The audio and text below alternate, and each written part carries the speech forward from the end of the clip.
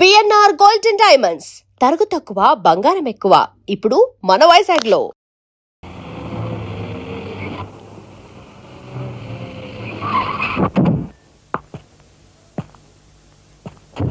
నమస్కారం సార్. అదేమిట్రా ఈ సూట్లో భలే ఉన్నావన్నయ్య. బాబు నానమ్మా పద రామ్మ.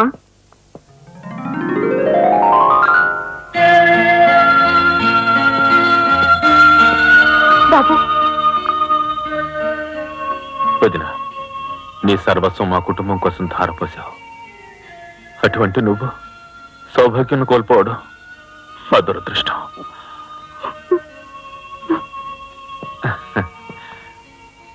నేను కలెక్టర్ అయ్యానంటే అది మా నాన్నమ్మ ఆశీస్సులే. నూరేళ్ళు చల్లగా ఉండండి. నాదే ఉందరా రాఘవ. ఆ సమయానికి చిన్నాడు ఆదుకోబట్టి ఈ రోజు మనకి ఈ భోగం పట్టింది.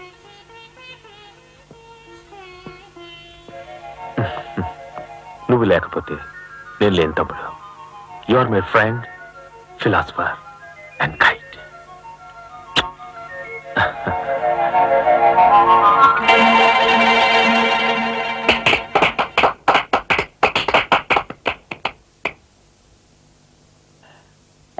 నానమ్మ, నాకు బంగ్లా అలాట్ చేశారు. మనమంతా ఈ రోజే ఆ బంగ్లాకు వెళ్తున్నాం.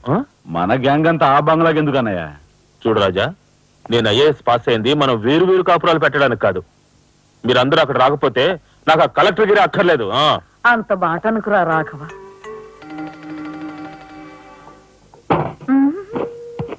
కన్యా, ఏమిటి నువ్వు కూడా బట్టలు సర్దుకుంటున్నావా? తప్పదు కదా మరి. ఏమిటి తప్పదు? అక్కడికి వచ్చి నువ్వు మా పీకల మీద ఎక్కడానికా? నువ్వు రావడానికి వీలేదు. మా పెద్దోడు పోయి అన్నాళ్ళు కాలేదు. ఇంట్లో దీపం పెట్టకుండా ఉండకూడదు. అందుకని నీకెక్కడైనా మంచి ఇల్లు దొరికేదాకా ఈ ఇల్లు నీదేననుకో. ఏ నేను వస్తాను. బామ్మ నేను అక్కర్లేదు, ఇక్కడే ఉండమ్మా.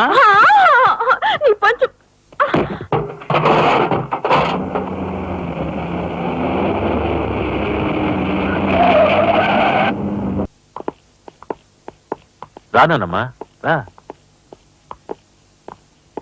మామగారు ఆగది.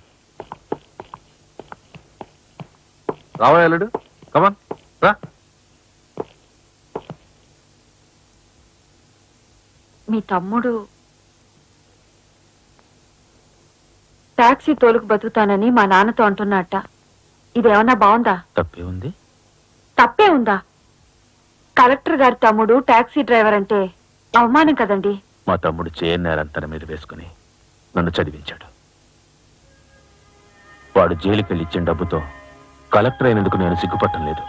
అది విని నీకు సిగ్గనిపించలేదు. వాళ్ళ మీద వీళ్ళ మీద ఆధారపడకుండా వాడు టాక్సీ తోలుకుంటానంటుంటే నీకెందుకు సిగ్గనిపిస్తుందో నాకు అర్థం కావటం లేదు.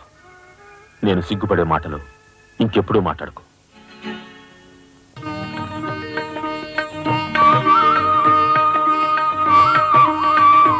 ఎంతసేపు రా? తొందరగా కానివ్వండి. ఈ వేళ నుంచి నీ లైఫ్ జమాజం. కింద నమ్మకాలు ఉన్నాయి. కసక్కం తొక్కించేసి జై మేళాయి. మీరంతా ఎదురేంట్రా? సరస్వతి పుత్ర, నీ ఎదురు మంచిది. ప్రసీ బోలో స్వతంత్ర భారత్ కి. టాక్సీ కడతావా? అమ్మని ఇదెదురైందేంట్రా బాబు? ఏంటి తలగొట్టుకుంటున్నావు? నా ఎదురు సంగతి నా బోణి సంగతి నీకు తెలియదు కాబోలు. నేను బోణి కొట్టిన టీ దుకాణాలన్నీ 5 స్టార్ హోటల్ అయ్యాయి తెలుసా? ఓరి నాయనోరి, నాకు ఈ టాక్సీ వద్దురా. ఏదైనా రిక్షా తోకం బతుకుతాను. రిక్షా గురువా, మా రాజాకి బోని కొట్టమని రాణి నా ముక్కోటి దేవతలు పంపించారు. పైగా ఓణి పిల్ల కాళ్ళ వేళ పడితే కాదరకూడదు, ఉపనిషత్తులు ఘోషిస్తున్నాయి. ఆలోచించకుండా లాగించేయగరు. తెలియదు వేయకుండా లాగించగరు. నారాయణ, ఇది పెద్ద నసకేసురా. తప్పదంటారా?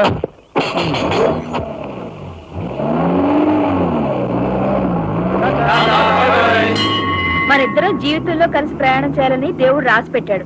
తప్పుతుందా? ఏమన్నావు? టాక్సీలో అంతే కదా. అబ్బా అబ్బా అబ్బా, సరిగ్గా చూస్తోలు. కొత్త డ్రైవర్.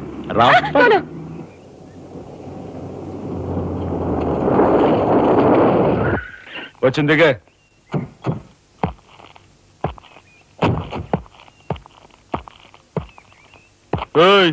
ట్యాక్సీ డబ్బు ఎవరు ఇస్తారు అనుకున్నావు? నీ బాబు ఇస్తాడు అనుకున్నావా? ఓయ్ డ్రైవర్ వి మర్యాదగా మాట్లాడడం నేర్చుకో. ఆ? సామాన్లు లోపలికి పట్రా. డ్రైవర్లు సామాన్లు తీసుకురారు. మరి ఇలా విసిరేస్తారు. నిన్ను చెప్తాను. ఓయ్ డబ్బులు ఎంత? 15 రూపాయలు. ఇవాళ రేపు బ్యాంక్ సెలవు, ఎల్లుండ్రా. ఒంటరిగా దొరికితే వదిలిపెడతాను అనుకున్నావా? అది మాత్రం జరగదు. దొరక్క కన్ని పిల్ల దొరికితే వదిలిపెడతానా? ఇవాళ వదిలిపెట్టను. అటు ఇటు చేసేస్తాను. కుమారి, కుమారి,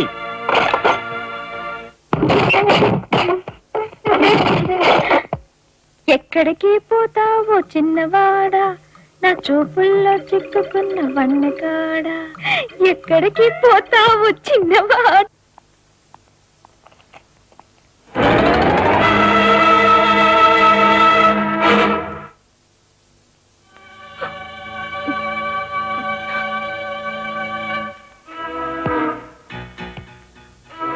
ఈ ఫోటో అక్కడి నుంచి ఎందుకు తీసావు?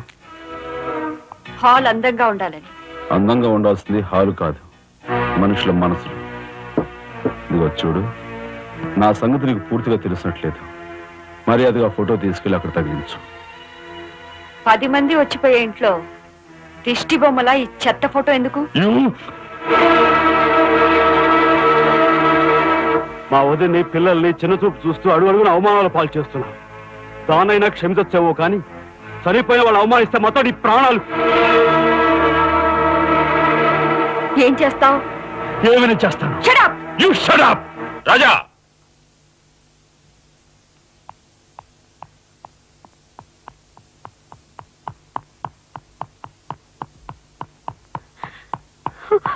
ఏమండి, మీరు లేకుండా చూసి మీ తమ్ముడు నన్ను నానా మాట్లాడినాడండి.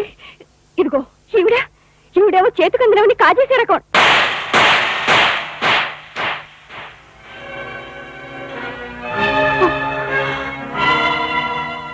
నువ్వు నాకు భార్య మాత్రమే.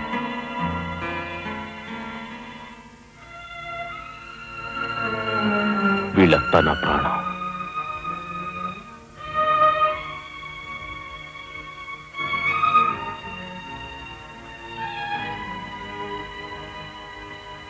మర్యాదగా ఈ ఫోటో అక్కడ తగిలించకపోతే మా తమ్ముడు చేస్తానన్న పని నేను చేసి చూపిస్తాను. ఈ ఫోటో అక్కడ పెట్టు.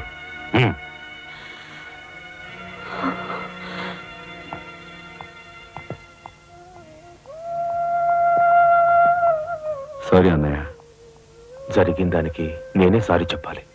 డాడీ, ఆయన్ని వాళ్ళ నుండి దూరం చేయడానికి తెచ్చి పెట్టానన్నావు. ఇలా నేను చంప దెబ్బలు తింటానుకా? వాళ్ళంతా సెంటిమెంటల్ ఫూల్స్. మీ ఆయన్ని వాళ్ళ దగ్గర నుంచి వేరు చేయడం నీ వల్ల కాని పని అని నాకు ఇప్పుడే కదా అర్థమైంది. అదేమిటో డాడీ, ఆయన నా మాట విన్నట్టే కనిపిస్తారు, మరు నిమిషంలోనే మారిపోతారు.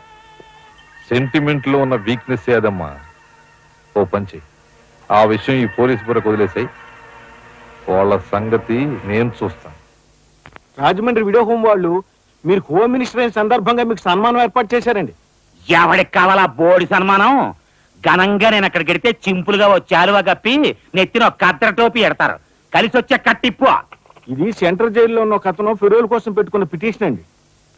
ఈ లండా సోరీ పేరోలు ఇవ్వడం మనకెందుకయ్యా? ఆ మధ్యన బెజవాడ కుర్రాడికి ఇచ్చిన పీకల మీదకి తెచ్చుకున్నా కదా. 1 lakh అన్నారు సార్.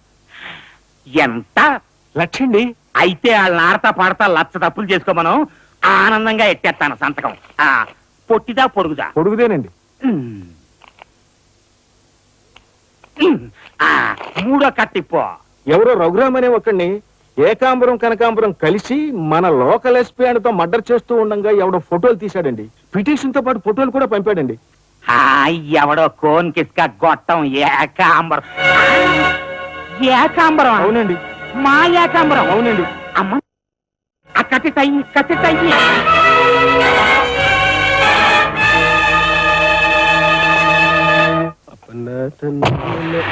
మిస్టర్ నారాయణ, మీరు హోమ్ మినిస్టర్ గారికి మర్డర్ కేసు గురించి పిటిషన్ పెట్టుకున్నారు కదా. మరో కంటివాడికి తెలియకుండా ఎంక్వైరీ ఆర్డర్స్ పడ్డాయి. మీ దగ్గర ఉన్న ఆధారాలతో రేపు 10 గంటకల్లా గవర్నమెంట్ గెస్ట్ హౌస్ రండి. హోమ్ మినిస్టర్ గారు స్వయంగా వస్తున్నారు.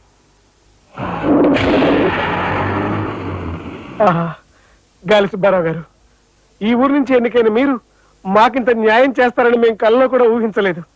ఇక నుంచి ఈ ఊళ్ళో ఉన్న మీ పోస్టర్లన్నీ పీకెళ్ళి పూజించుకుంటాం.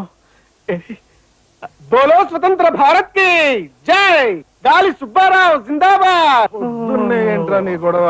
గొడవ కదరా, మన రాజా వాళ్ళ అన్నయ్య మర్డర్ విషయంలో పిటిషన్ పెట్టుకున్నాం కదా, హోమ్ మినిస్టర్ ఎంక్వైరీ. ఏంటంటే ఆ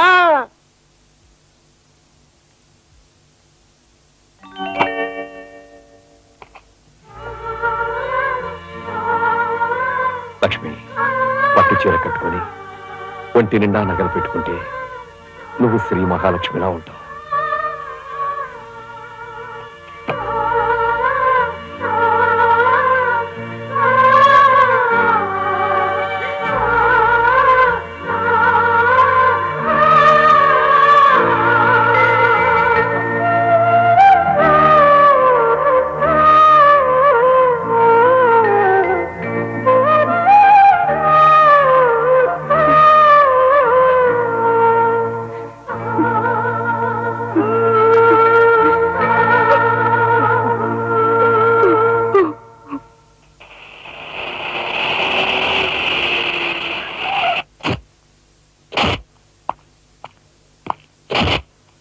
వస్తా డాడీ. ఇక్కడ దాకా వచ్చి మీ ఆయన చూడకపోతే అలుగుతాడేమో. పద, నేను వస్తాను. ఇదిగో కార్ రివర్స్ చేసుకో. అలాగే సార్.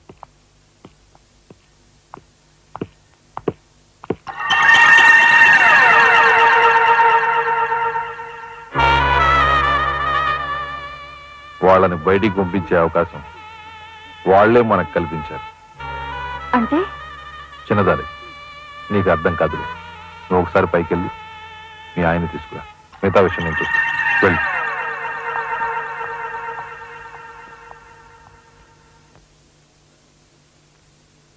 రాయ్ ఇట్రా.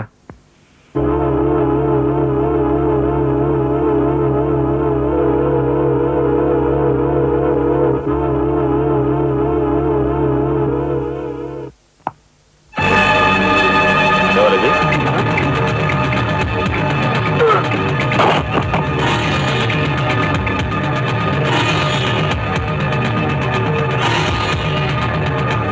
చూసారా మీ వదిన గారి రాసలీలలు? ఎవరు అగో. అయ్యా, నువ్వా? సార్. మొగుడు చేస్తే ఆడవాళ్ళు నుదురు కుంకుమ తీసేస్తారని ఇప్పటి వరకు తెలుసు, కానీ చాటు మొగుడు వచ్చినప్పుడు బొట్టు కూడా పెట్టుకుంటారని ఇప్పుడే తెలిసింది. ఇన్నాళ్ళు నిన్ను వదినగా కాదు, తల్లి కన్నా ఎక్కువగా చూసుకున్నాను. కన్న తల్లి చేయకూడని పని చేస్తే ఏ కొడుకు క్షమించడు.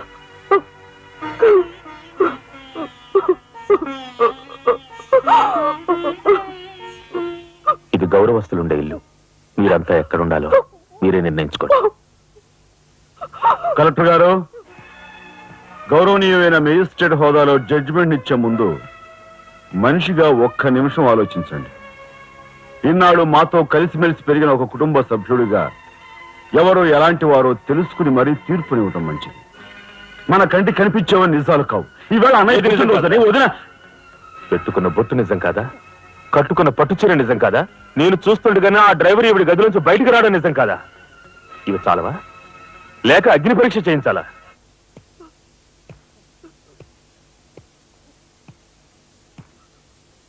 ఆనాడు రామాయణంలో ఇదే పరిస్థితిలో ఉన్న సీతను రాముడు అనుమానించాడేమో కానీ లక్ష్మణుడు అనుమానించలేదురా.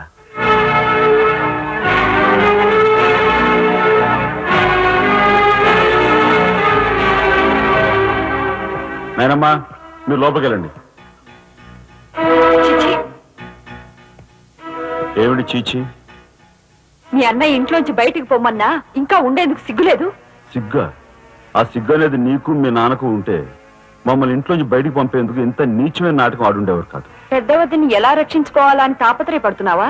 కాదు, చిన్న వదిన పరువు ఎలా నిలబెట్టాలని ఆలోచిస్తున్నాను. ఏంటి నువ్వు అనేది? పారిపోతున్న ఆ డ్రైవర్ వ్యధను తీసుకొచ్చి మా అన్నయ్య ముందు నిలబెడితే నీ సంసారం, ఆ తర్వాత నీ బతుకు ఏమైందో ఒక్కసారి ఆలోచించు. నువ్వు నీ బాబు ఎంతమంది కలిసినా మా కుటుంబాన్ని వేరు చేయలేరు. వెళ్ళి నా మాటగా నీ బాబుతో చెప్పు. ఏం కుసావ్? నేను చెప్పానని నీ బాబుతో బతుకుంటే వాడి బాబుతో కూడా చెప్పు. ఎంత పొగరు! నీకే కాదు, మొత్తం నీ కుటుంబానికే పొగరు. అందుకే చేయకూడని పని ఏం చేశాడో ఏమో మీ పెద్దన్నయ్యని నడి రోడ్డు మీద పొడిచి చంపారు. ఏమన్నా మా పెద్దనాయని నడి రోడ్డు మీద పొడిచి చంపారు. చాలా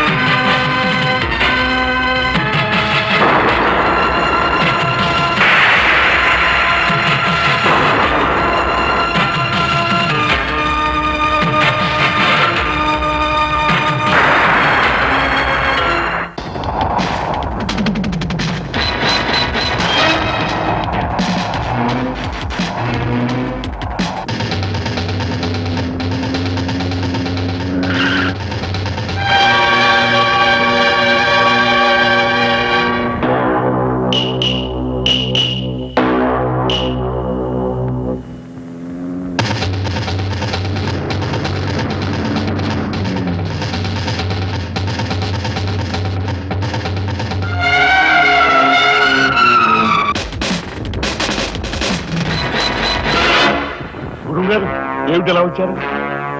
నాకు ఆ డ్రైవర్ నాగరాజు సెల్ తాళాలు కావాలి. ఒక్క తాళం ఏంటి? మీరు అడిగితే నా ప్రాణమే ఇస్తాను. అప్పరా వెళ్ళి ఆ నాగరాజు సెల్ తాళం పడరా. మీలో రాఘవెవరు? నేనేనండి. నమస్కారం. చేతుల్లో ఫైల్స్ ఏమిటి? ఇవి మా సర్టిఫికెట్స్ అండి. మంత్రి గారు మా గోడు వినటంతో పాటు మాకు ఏదైనా ఉద్యోగం ఇప్పిస్తారేమోనని. నాకు అండర్స్టాండ్ వెరీ గుడ్ సార్. మీరంతా కూర్చోండి. నువ్వురా, నీకు టైం అయింది. Raghava all the best. Thank you Hari, thank you.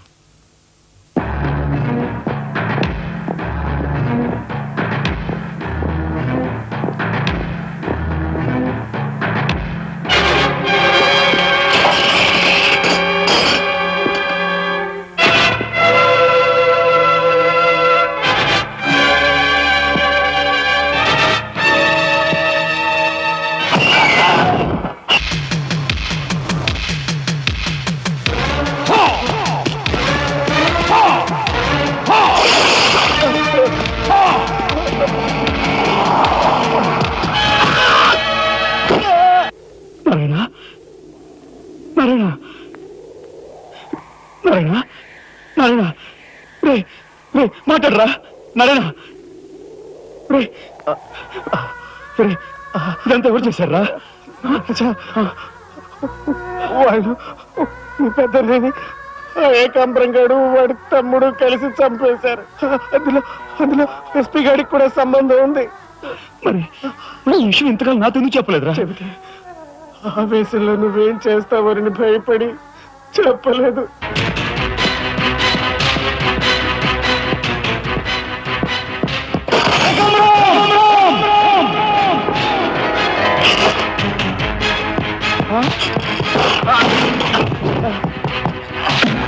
ఎక్కడ్రా ఏకాంబరం?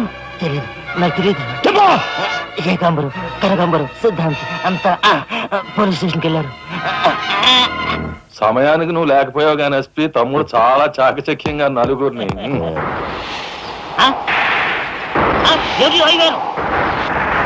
ఓరు వీడు తసారావుల బుద్ధు.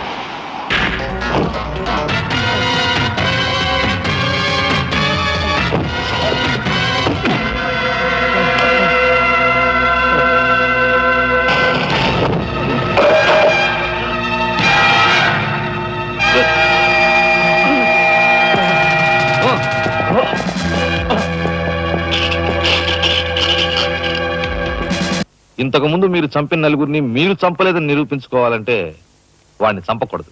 ఇదేం మెలిక, అదే ఈ ఎస్పీ స్టైల్. Okay,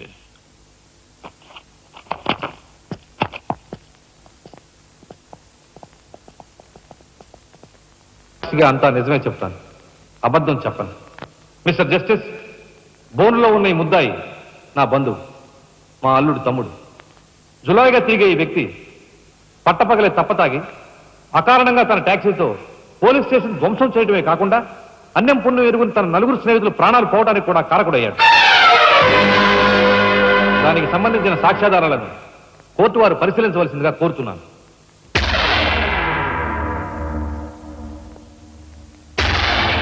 proceed. భగవంతుని సాక్షిగా అంతా నిజమే చెప్తాను, అబద్ధం చెప్పను. నేను బ్రేక్ ఇన్స్పెక్టర్ని. కారు బ్రేకులు సరిగా పని చేయకపోవటం వల్ల యాక్సిడెంట్ జరిగిందా, స్వయం కృతాపరాధం వల్ల యాక్సిడెంట్ జరిగిందా అని నిర్ణయించడంలో నాకు 10 సంవత్సరాల అనుభవం ఉంది. బోన్లో నిలబడ్డ ఆ ముద్దాయి నిర్లక్ష్యంగా కారు తోలటం వల్లే ఆ యాక్సిడెంట్ జరిగిందని నేను స్పష్టంగా చెప్పగలను.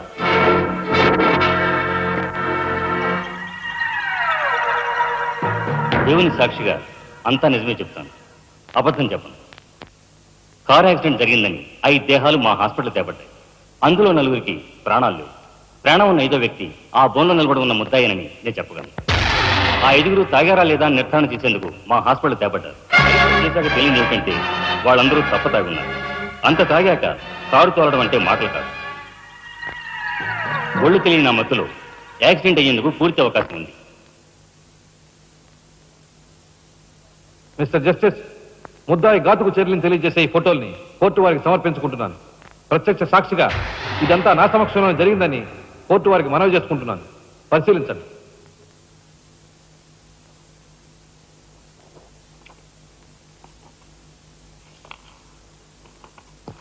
ఈ ఫోటోలు చూసిన తర్వాత నువ్వేం చెప్పదలుచుకున్నావో చెప్పు.